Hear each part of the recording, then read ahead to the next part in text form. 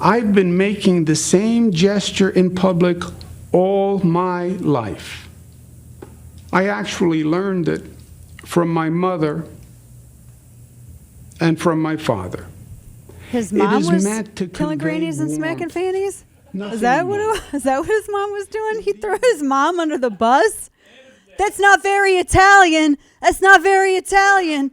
You all know who that is. That's former in 12 days, 11 days, former New York Governor Andrew Cuomo. These guys never go away, though. They stick around forever. He's going to come back. He'll run for office again. I have a feeling that my friend and guest, Stu Burguiere, I think I did that right. We've always just been Stu. He's like Cher or Madonna. He's just one name only. It's all you need. I think that he feels the same way. Stu, it's so good to see you. Thanks for joining me today. Name only. Yeah, there's a lot of Danas though. There's Dana Carvey. I don't know anybody else who's named Dana, but just him. But anyway, long story short, I don't really get the defense that he was trying to go for by saying, it's okay to, grab all this stuff and do this because look at all these people. And then he actually didn't he show a picture of Joe Biden, right by the young daughter of one of his aides or somebody that was in the White House. That was awkward. Do you think he's going to make a comeback? It's possible, although with defenses like this, I don't know that he can. Hey, the guy who's known for hair sniffing, I'm going to make sure I cite him in my defense. Very awkward. Strange philosophy. Yeah. I liked how he wanted to just spread the blame over all Italians. It wasn't just him. It's just Italian culture. It's pizza, it's cannolis, it's groping. It's the three things you know about all Italians. That's what they do. I found that a little bit shocking. I'm half Italian, so I was a little surprised by this part of Italian culture. I didn't learn about it from my mom. Yeah, so let's explore this for a minute because your last name is Burguiere, which is very fancy French name. And I've been saying it so wrong. I've known you for how many years now? I get it because my last name does not have an A in it, and yet here we are. That's how you say it. But right. Tell me this about the Italian culture. Half Italian, so. Is it just like you have half the inclination, or because he says didn't he rail against Italian stereotypes as a way to set himself up as a victim of racism, and now he's like, yeah, but it's the stereotype. Yeah, no, it's very strange. I mean, for me, in the report they had a part where he's taking a selfie with one of the accusers, and in the report it says he rubs her butt for at least 5 seconds. So me being half Italian, I just go for 2.5. I feel like that's enough. That does it. That fulfills the genetic measure right there. 2.5 seconds. That's good. It's really embarrassing. I mean, and he's flailing around these responses. He doesn't know what to say. No one was upset with him. Get a quick hug. Even the grabbing the face. I mean, some Italians do that. The particular example in the report, though, occurred after he put his hand on her bare back and she physically removed it. Then he grabbed her by both sides of the cheek and pulled her in forcefully. It's a little detail he left out of his defense, but it's a pretty important one in context, I think. Yeah, and we're talking with our good friend Stu Burguiere. You guys know Stu. You've seen him on with Glenn Beck. You know him at The Blaze. He does his own program as well. You were mentioning his brother Chris Cuomo, because there's more of the Cuomo's. It's not just Andrew Cuomo. There's another one. Yes. And I was watching this video. I don't know if he was yacht shopping, or I guess he was yacht shopping. He was on a yacht, and he was asked by a reporter, have you talked to your brother? And it was kind of interesting, the indignant kind of reaction that Chris Cuomo had. And I got that too from Andrew Cuomo's press conferences, like this indignant, how dare you make me explain myself? I don't know if that's a New Yorker East Coast progressive thing, but I know today there's no headlines about Chris Cuomo, the guy who's at CNN who got in trouble twice for advising his sex pest brother. No headlines on that. No discussion about ethics in media. Brian Stelter was sent out as the sacrificial potato to go and do whatever. And now, and they did it. They paid their penance, and now they're done. What is your take on that? Yeah, it's incredible. It's funny because we started doing these AndrewCuomoIsAwful.com mugs a while ago, and the biggest complaint about them was people were like, "Where is the Chris Cuomo is worse mug?" Which we also then had to make because Chris Cuomo is terrible in every way. And if you think about it from a perspective of CNN, who's supposed to be this upstanding news organization, they treat him as if he's Michael Jordan in his prime and he showed up 5 minutes late for a team meeting. It's like, why do they treat him like this incredible star?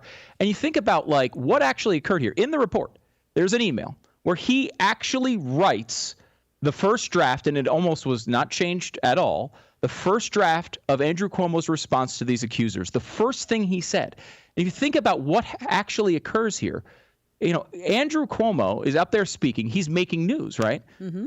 CNN is supposedly covering the news. At the very same time, Chris Cuomo, their own anchor, is writing the speech CNN is covering. That is, every journalistic ethics practice is shattered with this relationship, and they continue to ignore it. It does not seem to bother them at all. We're talking with our good friend Stu Burguiere, and you know him, Stu Does America on Twitter, and that's also the same name television show over on The Blaze. I kind of thought, too, that he endangered his media ethics talking about Chris Cuomo when he threatened to beat the A-double snakes of a guy who saw him not quarantining in his basement like he told everybody he was. Like he was out in his front yard. I don't know what he was doing, like hanging out, doing cartwheels. And the guy drives by, sees him, and is like, "Hey, I thought you were in your basement." And then Chris Cuomo's response is to like try to fight the guy. That seems sus. It seems like roid rage is what it seems like. It does. It seems like to me. A little bit, yeah. It does. Cuomo and Chris Cuomo has been terrible throughout this. He got tests from Andrew, with government resources and government transportation, sending state troopers to get him tested early on. He did the whole quarantine stunt where he was out of quarantine, then faked his quarantine as he came up. His own treatment for COVID is fascinating as well, because he is Mr. You believe that science. You, Mr. Science. He's always shaking his finger at Donald Trump and conservatives for not listening to the science. This guy literally was treating his COVID case with various spices and fruit juices.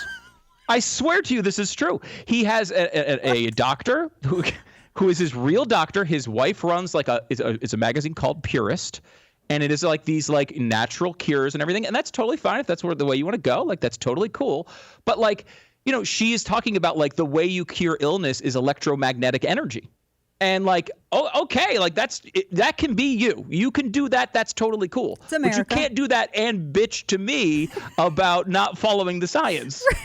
He's like a potions master over there. Yeah. It's like that's not. Right, what is it? I'm going to go to the potions aisle at Whole Foods and get my supplies to go and fight the Rona. Talking to our good friend Stu Burguiere of Stu Does America. He's the host there over at The Blaze. Yes, and he could also get some essential oils and a crystal. I think he needs that as well. Again, if people want to do that, more power to them. Yeah, sure. But don't lecture everybody else about the science of this. So let me ask you this about the science, this transition from Andrew Cuomo, the Cuomo brothers, because I really do feel like Andrew at some point he'll lay low for a while, then he'll come back. He'll do like some staged photo ops, and then he'll try to make a comeback. But in terms of talking about the science, I'm sure you saw this tweet from the CDC head, Rochelle Walensky, who was encouraging pregnant people, was her phrasing, to go and consider the vaccine. I'm like, what kind of people do that? And they're the follow the science people. They are science, right? Yeah, they are science. They can't figure out what gender means, but they are science. But trust us. Yeah, trust us. Pregnant people, you just think at some point they would have a moment of considering how bad this is. And they talk about how conservatives don't want to take vaccines. And it's like, well, first of all, it's not really true. Lots of people are vaccinated, and it should be, your own choice. And I'm no fan of mandates. But like when you talk about who is haranguing people into trying to take the vaccine, instead of just having the product stand for itself, hey, look, it looks really effective. Here are the charts. They have people like, Jen Psaki's going to come to your door with a needle. Fauci in your face all the time. things like this, pregnant people. Again, are you trying to get people vaccinated, or are you trying to have your little talking point? Do you want to hit every woke goal that you might have for that particular day, or do you care about relating to the people you supposedly say are such a problem? You can see the way that they react and the way they talk about this, that they don't care at all if anyone gets vaccinated. They would rather have the talking point that conservatives are super anti-science than even go down that road. And it's sort of a ridiculous way to act for an administration in the middle of a pandemic. Completely. And it really destroys their credibility. There are people out there who want genuine answers to stuff. And I know folks say, oh, well, they have it up at the CDC website. I've looked at everything on that CDC website because there are some questions that I would love to see answered. Like, for instance, you heard the discussion about animal reservoirs, and are we going to have just like an endless lifetime of boosters because this thing is interspecies and we're going to have forever mutations? Is it going to be like the common cold for which there is no cure, and there's so many mutations that they don't even try for the common cold to have a vaccine? I mean, are we looking at something like that, or are we can they answer whether or not they consider this to be a therapeutic or a vaccine? Because people get vaccines because they want the inoculation of it. But if Rochelle Walensky is also, after she says pregnant people, if she's also out there saying, well, they're really reducing the severity but not limiting, really containing transmission, I get confused because words have meanings, and that's why it's so important to get into the science of it. You are such a stickler. Words have meanings. Damn How you dare with you? your facts and meanings.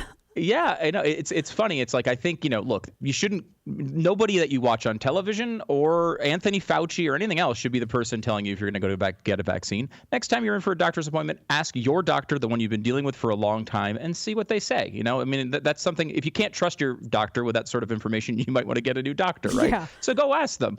But they try to force this in a way that I think makes people really uncomfortable. And look, most people who are making these judgments are not doctors themselves, they're not scientists themselves. They're judging by context, and they're seeing people who are lying to them often, who are telling them things that are completely untrue, like, hey, look, the pandemic, it's really bad. Don't go outside for any reason. Don't go see your sick grandmother. Don't go visit your grandchildren. By the way, totally okay to go protest over George Floyd. That's fine. Do we need to celebrate? Which there's a dead Democratic congressman. Let's go to that funeral. There's no problem with that, even though it's indoors. All these things, I think, add up. And it becomes a point where people just can't trust. Right. Another point that you mentioned, the animal reservoir, which is something to be considered, but I think to be considered after the fact that we have an open border and a country named Mexico and all of South America where this has been raging the entire time, and they've done nothing to stop it. How can you be arguing for open border policies when we know that the countries to our south are huge wells of this that don't have vaccination rates anywhere near where we are? They're just inconsistent arguments, and I don't even think they're trying anymore. It doesn't even seem like they're trying. They almost just would rather have the talking point than the actual vaccination. But it's all those white Trumplicans. Yes. Did I say that right? I don't know. I got to get my insults correct. Is it Trumplican? I think, or Trumpkin, or maybe it's both. Maybe just it came up with something. Stu Burguiere, Trumplican's kind of catchy. I like it. I know. Yeah, Trumplican is kind of catchy. I like that. It sounds like pumpkin kind of too. Stu Burguiere at Stu Does America is the Twitter handle, and you can find him hosting Stu Does America on The Blaze as well. Always good to see you, my friend. We got to have you back again. This was fun.